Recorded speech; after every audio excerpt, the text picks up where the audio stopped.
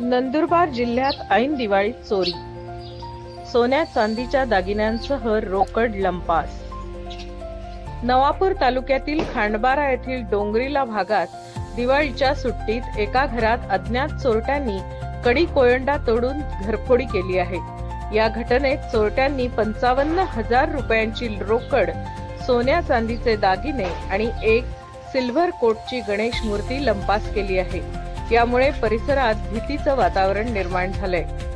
खांडबारा, बर्डीपाडा, डोंगरीला येथील एका महिलेने दिवाळीच्या खरेदीसाठी जमा केलेली रोख रक्कम आणि तिचे सोन्याचे दागिने अशा मौल्यवान वस्तू चोरट्यांनी ऐन सणासुदीच्या दिवसात चोरून नेल्या आहेत। ऐन सणासुदीत झालेल्या या चोरीमुळे ग्रामस्थांमध्ये भीतीचं वातावरण असून ग्रामस्थांनी पोलिसांकडून चोरट्यांचा तातडीने बंदोबस्त करण्याची मागणी केली आहे। 55,000। मेरा नाम निवेदिता गजानन सोनार। माझ्या घरी चोरी झाली आहे।